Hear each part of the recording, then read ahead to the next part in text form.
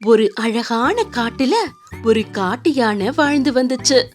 அதுக்கு யாருமே நண்பர்களா இல்லைன்னு அது ரொம்பவே வருத்தமா இருந்துச்சு. அந்த காட்டுல அதுக்கு யாராச்சும் நண்பர்கள் கிடைப்பாங்களான்னு அது தேட ஆரம்பிச்சது.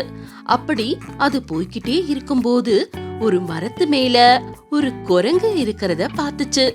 நாம 2 பேரும் நண்பர்களா இருக்கலாமான்னு யானை கேட்டுச்சு. உடனே குரங்கு சிரிச்சுக்கிட்டே நீ ரொம்ப பெரியவனா இருக்கியேன்னு சொல்லி அங்கிருந்து போயிடுச்சு. யானைக்கு கொஞ்சம் மனசு வருத்தமா ஆகிடுச்சு.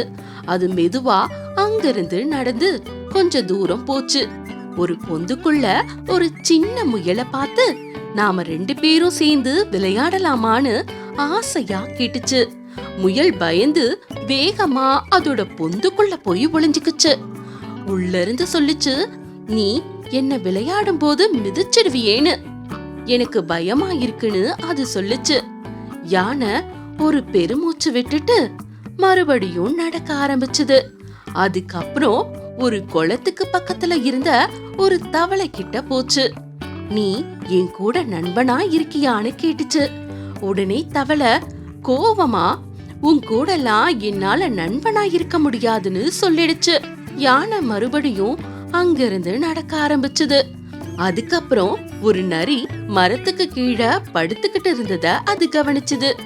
யானை அதுகிட்ட போய் நாம 2 பேரும் நண்பர்களா இருக்கலாமான்னு கேட்டுச்சு. நரி ரொம்பவே திமிரா சொல்லுச்சு, நாம 2 பேரும் எப்படி நண்பர்களா இருக்க முடியும்னு சொல்லிட்டு அங்கிருந்து போயிடுச்சு. யானைக்கு ரொம்ப மனசு கஷ்டமா ஆகிடுச்சு. யாருக்குமே என்ன பிடிக்கல அப்படின்னு யோசிச்சு அழுதுகிட்டே இருந்துச்சு. ஒரு நாள் காட்டுல இருக்கிற எல்லா விலங்குகளும் பயந்து ஓட ஆரம்பிச்சாங்க. புலி வந்துடுச்சு, எல்லாரையும் பிடிக்க வருதுன்னு கத்திக்கிட்டே ஓடுனாங்க. யானை கொஞ்சம் கூட பயப்படாம புலிக்கு முன்னாடி வந்து நின்னுச்சு. அது ஒரு பெரிய சத்தத்தோட கத்தி சொல்லுச்சு, அங்க இருக்கிறவங்க எல்லாரையும் விட்டுடணும்னு.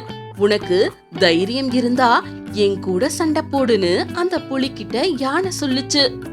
யானை புலிய வேகமா தன்னுடைய கால்களால ஒரு அடி விட்டுச்சு. புலி அங்கிருந்து வலியோட ஓடி போச்சு. அந்த விலங்குகள் எல்லாத்துக்கும் ஒரே சந்தோஷம். யானைய கட்டி பிடிச்சு நீ எங்க எல்லாரையும் காப்பாத்திட்டன்னு சொல்லி அவங்களுடைய நன்றிய சொன்னாங்க.